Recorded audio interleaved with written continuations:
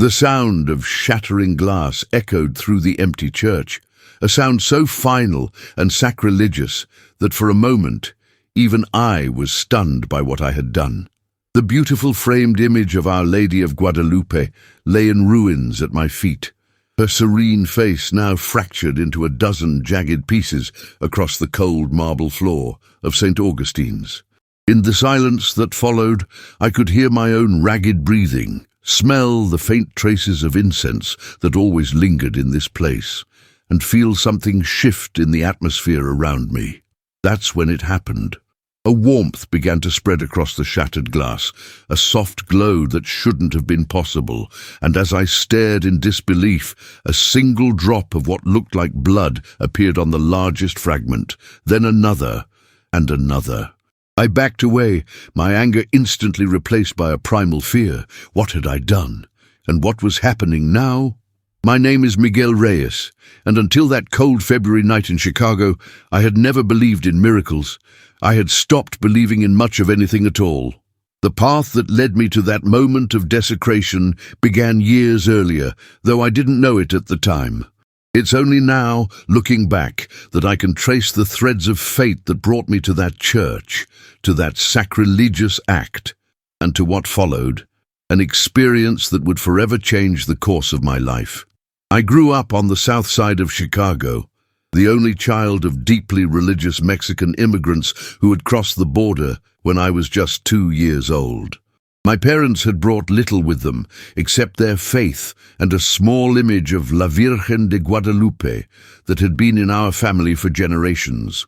My earliest memories are saturated with the smell of my mother's cooking, the sound of Spanish prayers before bed, and the omnipresent image of the Virgin watching over our small apartment. My father worked construction, sometimes holding down 3 jobs to make ends meet, while my mother cleaned houses and took care of me. They sacrificed everything for me to have opportunities they never had, and for many years I was grateful. I was a good student, an altar boy at St. Augustine's, the pride of my parents who saw in me the American dream they had crossed deserts to provide.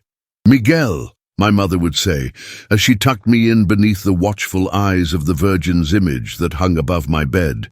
"La Virgencita has special plans for you. She has protected our family for generations, and as long as you keep her in your heart, she will never abandon you." I believed her then. I believed in everything. God, the saints, the special protection of Our Lady of Guadalupe, who had appeared to a humble indigenous man on a hillside in Mexico nearly 5 centuries ago. Her image, miraculously imprinted on his tilma, was not just a religious icon to Mexican Catholics like my family. It was a symbol of divine validation, proof that God saw us, loved us, had chosen one of our own to carry his mother's message. The parish of St. Augustine's was the center of our community. Father Hernandez, a kind-eyed man from Guatemala, knew everyone by name and treated the old Mexican grandmothers with the same respect he showed to the few white professionals who had begun moving into our changing neighborhood. The church was our second home, and I spent countless hours there serving Mass, helping with festivals, listening to the stories of the saints and miracles that Father Hernandez wove into his homilies. But things began to change when I entered high school. I was smart enough to be accepted into Whitney Young, one of Chicago's elite selective enrollment high schools downtown. Suddenly, I was straddling 2 worlds, the working class, immigrant, deeply Catholic environment of my home and neighborhood, and the secular, privileged, academically competitive atmosphere of my new school. My new friends had different backgrounds. They came from families with money and education, families that went on vacations and talked about college as an expectation rather than a distant dream. When they learned about my religious upbringing, there were subtle exchanges of glances, small comments that made me feel provincial and naive. I began to feel embarrassed by my parents' accented English, by our small apartment with its religious imagery on every wall, by the simple faith that had once seemed so natural. "You don't actually believe all that stuff, do you?" Lucas asked me once. Lucas was my lab partner in AP Chemistry, the son of a neurosurgeon and a law professor. We were dissecting a fetal pig, and somehow the conversation had turned to religion. I mean, virgin births and saints and miracles. It's all just stories to control people, right? I mumbled something non-committal, but his words lodged in my mind. They found fertile ground in my adolescent desire to fit in, to seem sophisticated. I began to see my parents' faith through new eyes, not as the bedrock of our family's resilience, but as a form of superstition, a crutch for people without education or power. When I was 16, I stopped going to church except when my mother insisted. I removed the image of the Virgin from my bedroom wall, telling my mother I needed the space for a periodic table poster. She looked at me with hurt in her eyes, but said nothing, just crossed herself and took the picture away. That same year, my father was working on a high-rise construction project downtown when a cable snapped. 3 men died instantly. My father survived the initial accident, but fell 4 stories. He lingered in a coma for 11 days before he died. I was there when it happened, holding his hand, watching the monitor flatline, while my mother collapsed into Father Hernandez's arms, her prayers turning to wails of grief. God has called him home, Father Hernandez told us. His suffering is over. But all I could think was, what God would do this? What loving deity would take a good man, a hard-working man, a faithful man who had never missed a Sunday Mass, leaving his wife widowed and his son fatherless? What kind of cosmic plan required my father's broken body and my mother's broken heart? Grief transforms people in different ways. For my mother, it deepened her faith. She spent hours at church, lighting candles, praying novenas, finding community and comfort in ritual and belief. For me, it calcified the doubts that had already begun to form. I became angry at God, at the church, at the Virgin, who had supposedly protected our family, but had failed when we needed her most. I threw myself into school, into science and rationality. I worked after classes to help with expenses, distancing myself further from home and church. When I won a full scholarship to the University of Chicago, I moved into the dorms, even though our apartment was just a 40-minute train ride away. I told myself it was to focus on studies, but really, I wanted to escape the suffocating weight of my mother's grief and faith. College expanded my worldview even further. I took philosophy courses that systematically dismantled the religious beliefs I'd grown up with. I read Nietzsche and declared God dead. I studied astronomy and felt smaller, yet somehow more significant, understanding my place in an indifferent universe that operated according to physical laws rather than divine intervention. I came home less and less frequently. When I did, I argued with my mother about religion, dismissing her beliefs as primitive superstitions. Each visit ended the same way, with her in tears and me storming out, angry at her inability to see the world as I now saw it, angry at myself for hurting her, angry at a universe that had taken my father and left us both so broken in different ways. La Virgencita still watches over you, she would say as I left, pressing a small prayer card with the image of Our Lady of Guadalupe into my hand. Even when you turn your back on her. I would nod, pocket the card, and throw it away as soon as I was out of sight. I was 22 years old, a senior double majoring in physics and philosophy. God was a fairy tale, and I had outgrown such childish things. Then came that February night, the coldest night of the year in Chicago, with temperatures dropping to 15 below zero and wind chills that cut like knives.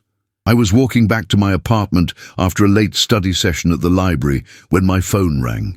It was Father Hernandez, his voice grave. "Miguel, it's your mother. She collapsed at church this evening. They've taken her to Mercy Hospital. It's serious. A stroke, they think. You need to come right away." The world tilted on its axis.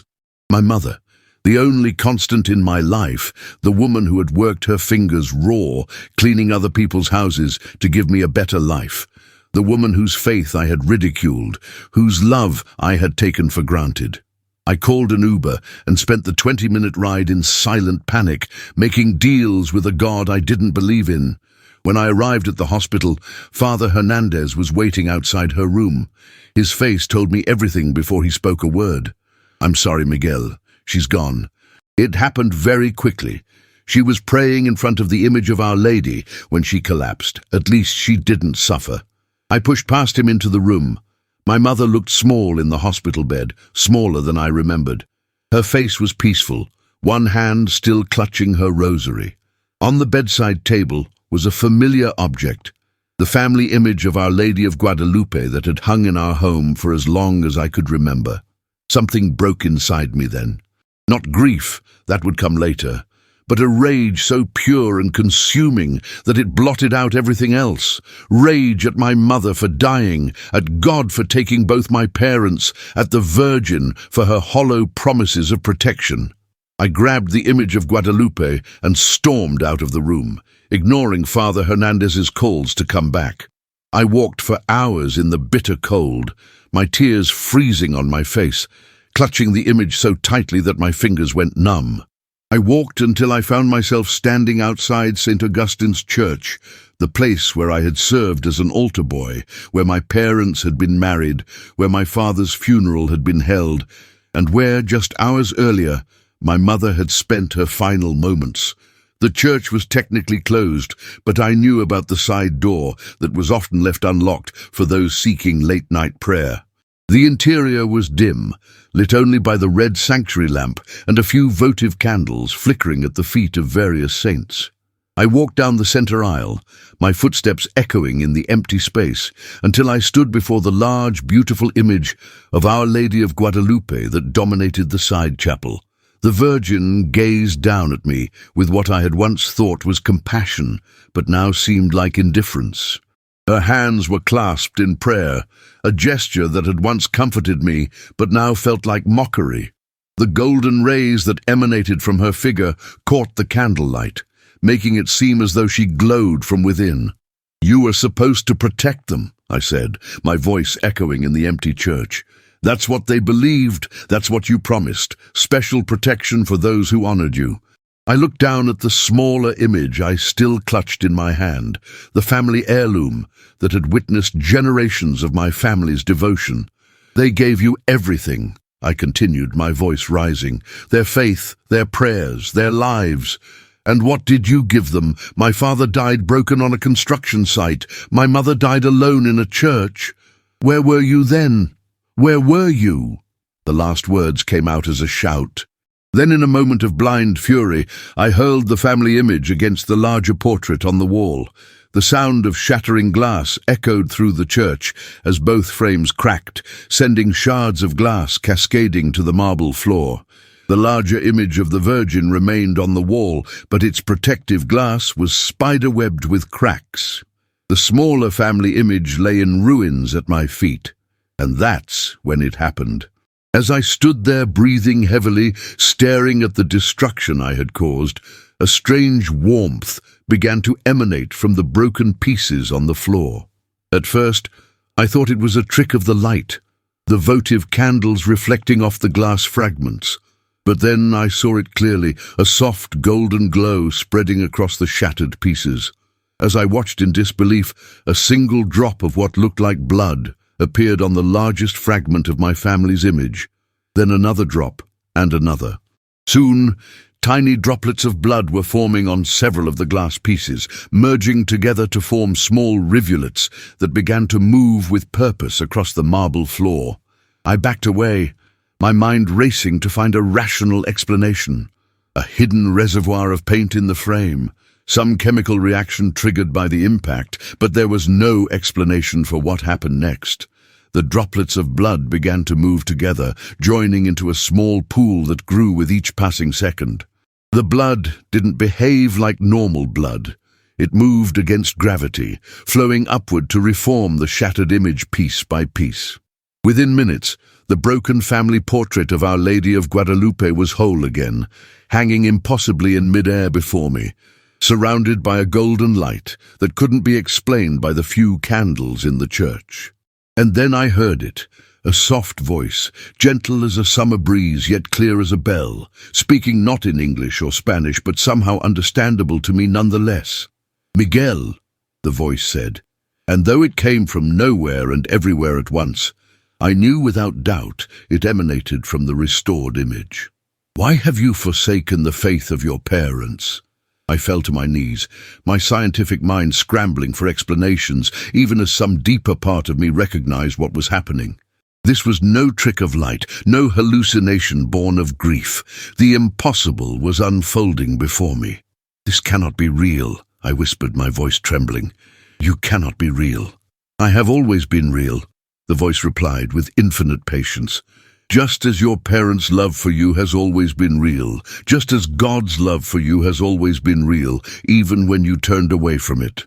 The image began to change, the familiar representation of the Virgin giving way to something more, a woman of indescribable beauty, clothed in a mantle of deepest blue scattered with stars, standing upon a crescent moon.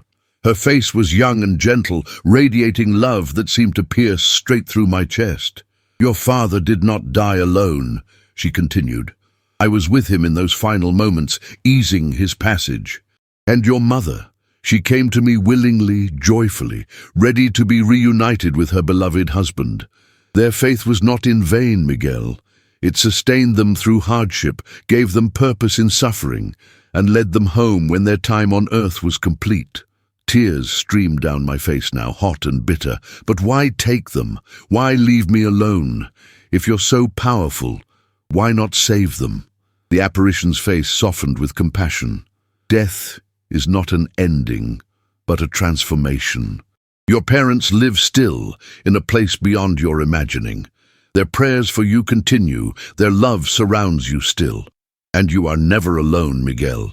Even in your anger, even in your rejection of all they held dear, you have never been alone." As she spoke, I became aware of other presences in the church, indistinct forms of light that gradually resolved into recognizable shapes.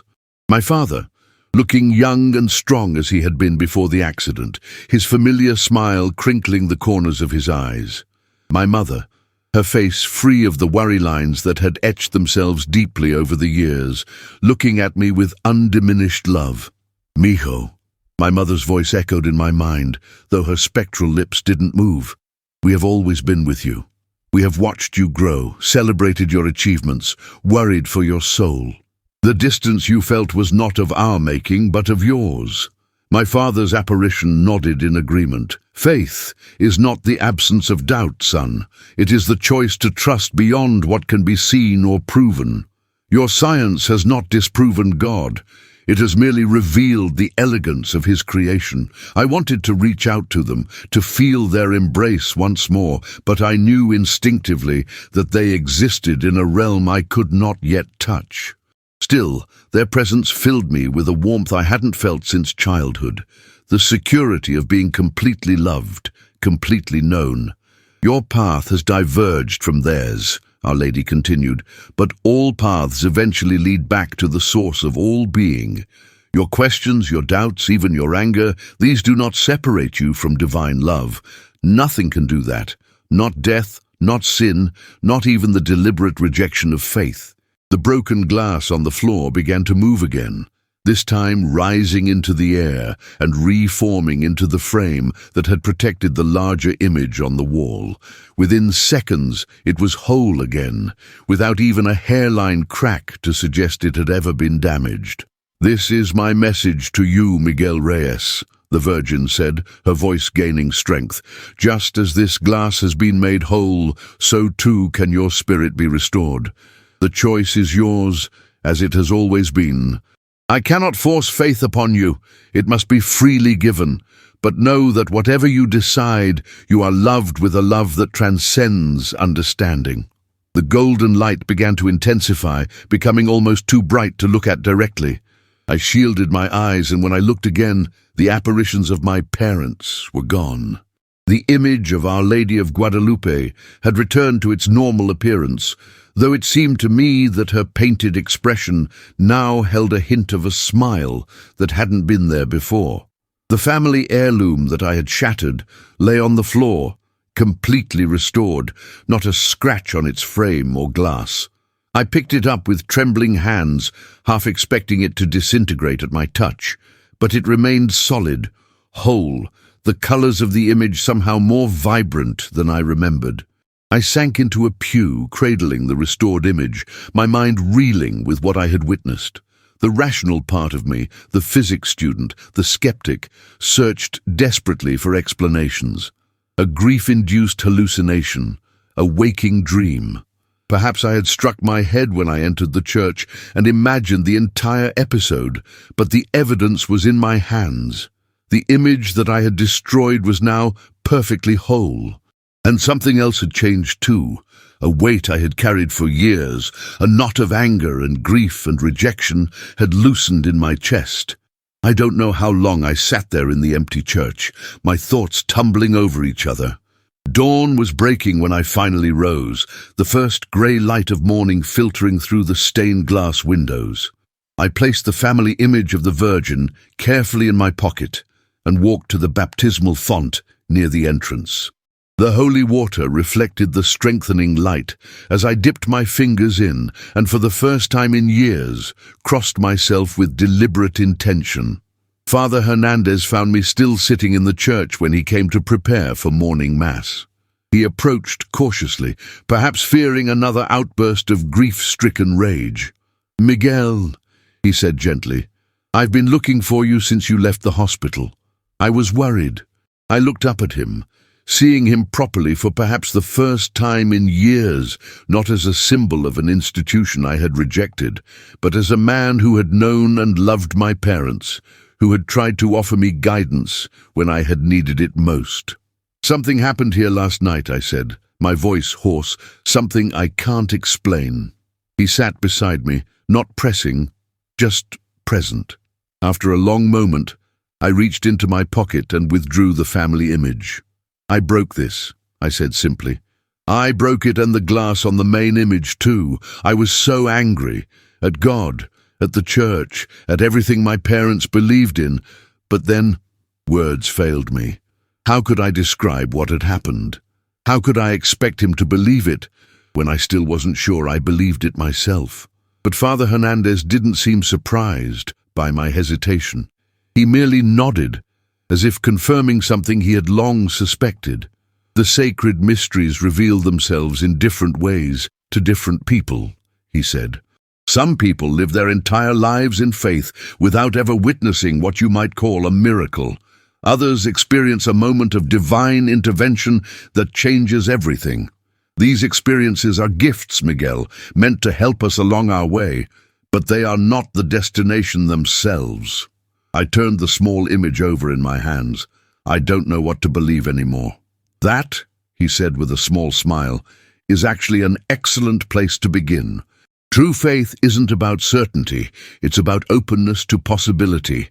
It's about recognizing that there are realities beyond what we can measure or prove."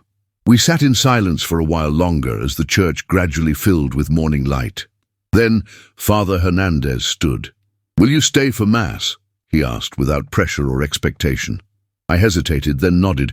"Yes, I think my mother would want that." "She would," he agreed. "But what do you want, Miguel?" The question caught me off guard.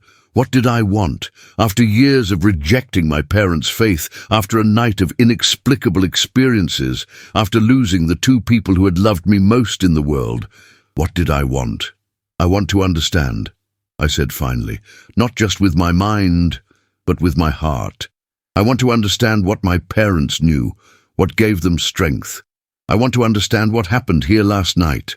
Father Hernandez smiled. "Understanding comes with time and openness. For now, perhaps it's enough just to be present." So I stayed for Mass, sitting in the back pew, the restored image of Our Lady of Guadalupe in my hands. I didn't participate in the responses or go up for communion, but I listened, really listened, to the readings, to the homily, to the prayers that had once been as familiar to me as breathing. In the days that followed, I arranged my mother's funeral. The small Mexican community of St. Augustines rallied around me, bringing food, offering condolences, sharing memories of my mother's kindness and faith. I found comfort in their presence, in the rituals of grief that my parents' religion provided. I took a leave of absence from the university to sort through my parents' apartment. Among my mother's possessions, I found journals written in her careful Spanish, chronicling her life from her marriage to my father through my childhood and beyond. Reading them, I discovered aspects of my parents I had never known, their struggles, their fears, their unwavering belief that the hardships they endured had purpose and meaning. In one entry, written just months after my father's death, my mother had written, "Miguel is angry with God, with La Virgencita, with me. He believes his father's death proves there is no divine plan. But I see the plan unfolding even in this pain. God did not cause Alejandro's death, but he walks with us through the valley of shadows. One day, Miguel will understand this. Until then, I will believe for both of us." Her words pierced me to the core. She had seen my rejection of faith not as a betrayal, but as part of a journey that would eventually lead me back. She had continued to believe in me, even when I had stopped believing in everything she held sacred. The small image of Our Lady of Guadalupe never left my possession. I carried it in my pocket during the day and placed it on my nightstand when I slept. Sometimes, in the quiet hours before dawn, I would wake and see a faint golden glow emanating from it, gone the moment I fully opened my eyes. Was it real, or just a dream state between sleeping and waking? I couldn't be sure, but the uncertainty no longer bothered me as it once would have. 3 months after my mother's death, I returned to the university to complete my final semester. My professors were understanding, allowing me to make up the work I had missed. My classmates treated me with the awkward sympathy people often show to the recently bereaved, uncertain how to acknowledge loss without deepening pain. Only Lucas, my old chemistry partner, now in graduate studies himself, asked directly about how I was coping. "I heard about your mum," he said, as we sat in the university coffee shop. "That's rough, losing both parents so young. How are you holding up?" I considered giving the standard response. "I'm fine, taking it day by day." But something prompted me to honesty. "I'm different," I said finally. "Everything is different. The world looks the same on the surface, but underneath, I don't know how to explain it." Lucas nodded, waiting for me to continue. "Remember in high school, when you asked if I really believed in all that Catholic stuff? Virgin births and saints and miracles?" He looked embarrassed. "Yeah, sorry about that. I was an arrogant kid." "No, you were just asking what I was already wondering myself," I assured him. "And you were right in a way. I did stop believing. I became convinced that science and reason were enough, that the faith of my parents was a beautiful but ultimately empty story." I pulled out the small image of the Virgin from my pocket, running my thumb over the smooth glass that by all rights should have been in fragments. But now I'm not so sure. There are things I've experienced that I can't explain, that don't fit into the neat categories of physics or philosophy. I expected ridicule, or at least skepticism. But Lucas surprised me. "You know," he said thoughtfully, "my dad, the neurosurgeon, he's actually pretty religious, which used to drive my mum crazy. She's all about empirical evidence, peer-reviewed studies. But he's seen things in his medical practice that he says science can't fully account for. Recoveries that shouldn't have happened. Phenomena during brain surgery that suggest consciousness isn't just a product of neural activity." He shrugged. "I'm still figuring it out myself. But I've come to think that maybe the universe is stranger and more wonderful than what we can measure in a lab." That conversation stayed with me through my final weeks at university. I completed my physics degree, but found myself drawn to questions that transcended material explanation. Not rejecting science, I still believed in its power and importance, but recognizing its limits, the boundaries beyond which other forms of knowing might be valid. I began attending Mass at St. Augustine's again, not every Sunday at first, but gradually more regularly. I didn't reclaim my childhood faith wholesale. Doubts and questions remained, and I suspected they always would. But I found unexpected comfort in the rituals, in the community, in the space they created for contemplation of mysteries beyond rational understanding. 6 months after that February night, I made a decision. I approached Father Hernandez after Sunday Mass. "I'd like to place my family's image of Our Lady in the church," I told him. "Not permanently. It still belongs with me. But I'd like it to be displayed for a while, where others can see it." He seemed to understand the significance of the gesture. "We can place it in the side chapel, near the larger image. Would you like me to explain its history to the congregation?" I hesitated, then nodded. "Yes, but not everything. Just that it's been in my family for generations, that it came with them from Mexico, that it's been restored." I couldn't bring myself to share the full story of that night, not yet. Perhaps someday. The following Sunday, Father Hernandez blessed the small image and placed it in a place of honor in the Guadalupe chapel. As he shared its history with the congregation, I looked around at the familiar faces of St. Augustine's, the old Mexican grandmothers who had known me since childhood, the families who had supported me after my mother's death, the newcomers to the neighborhood who were still finding their place in this community. I realized then that faith isn't just about belief in the unseen or the miraculous. It's about belonging, about connection to something larger than oneself, to a tradition, to a community, to a story that gives shape and meaning to human experience. My parents had understood this instinctively. I was only beginning to grasp it. After the service, as people were filing out of church, a young woman approached me. She was about my age, with dark hair and eyes that held a hint of sadness. We had never spoken before, but I recognized her from recent Sundays. "I heard Father Hernandez talk about your family's image of La Virgen," she said. "It's beautiful." "Thank you," I replied, not sure what else to say. "My grandmother had one just like it," she continued. "She always said it protected our family. When she died last year, my brother threw it away. He said we didn't need superstitions in the house anymore." Her voice caught slightly. "I've regretted not saving it ever since." I looked at her more closely, recognizing in her grief a reflection of my own journey. "Would you like to see it up close?" I offered. "I could tell you more about its history." She smiled, the sadness in her eyes lightening just a bit. "I'd like that very much." As we walked toward the chapel where the small image was displayed, I felt a sense of rightness, of pieces falling into place. I didn't know what the future held, whether I would pursue graduate studies in physics, as I had once planned, or follow a different path altogether. I didn't know if the woman beside me would become a friend, or something more, or simply a passing acquaintance.